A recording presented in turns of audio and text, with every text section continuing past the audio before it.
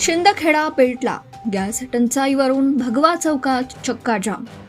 सणाच्या तोंडांवर नागरिकांचा संतापनावर अचानक चक्काजाम. प्रशासनाची धावपळ.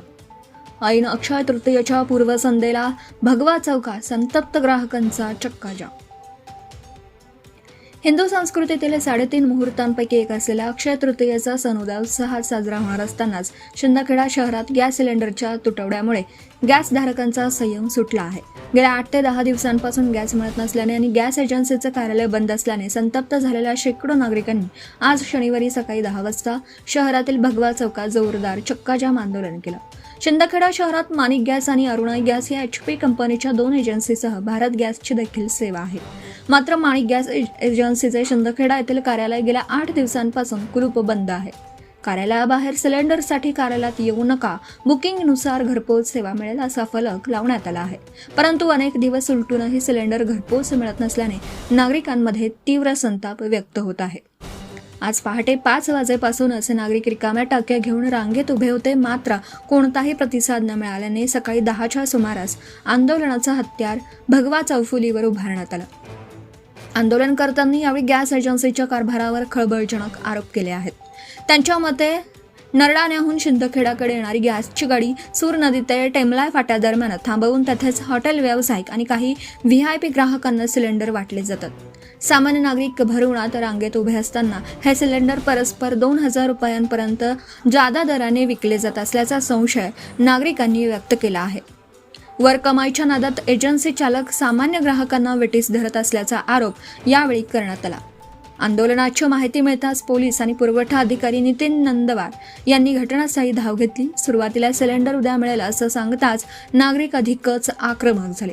परिस्थितीचं गांभीर्य ओळखून प्रशासनाने नरडाणा येथील मुख्य कार्यालयाशी संपर्क साधून तातडीने सिलेंडर उपलब्ध करून देण्याचे तोंडी आश्वासन दिलं.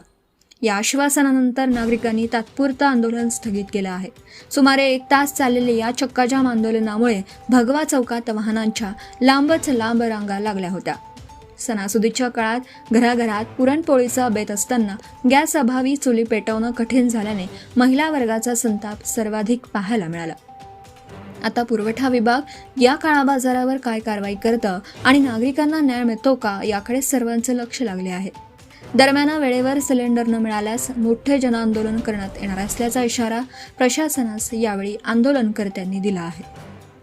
मुख्य संपादक Jatin Borse, GBTV news, Shindkheda, Dhule. Phone लावल्यावर ते बोलले आज भेटणार नाही, गाड्या येणार नाही, उद्या घ्या म्हणे. आम्ही त्यांना बोललो की रविवार आहे उद्या, बरं का, आणि अक्षय तृतीया आहे, लोकांना वेळही राहणार नाही. आधारी टाकायचे वारवडिलांची, तरी सुद्धा त्यांनी नंतर फोन ठेवून दिला. माल आलेला आहे, नरडाण्याच्या नागरिकांनी अडून धरलं. शिंदखेड्याच्या नागरिकांमध्ये संयम आहे म्हणून त्यांना विटीस धरलं. आम्हाला कन्फर्म लागत नाही की सिलेंडर कधी भेटेल, कारण की रोज सकाळी सिलेंडर आणायचं आणि ते घरी घेऊन जायचं. आपण नवीन लोक तिथे बसलेले आहे. सारख्या खेडेगावात जर सिलेंडर वाटलं जातं तर शिंदखेडा तालुक्याचं गाव असून जर शिंदखेडा सिलेंडर येत नाही तर हिशोबंदी काय. माणिक एजन्सी, माणिक गॅस एजन्सी. आता आम्ही नरडाण्याला चाललो तिथं गॅस एजन्सीमध्ये.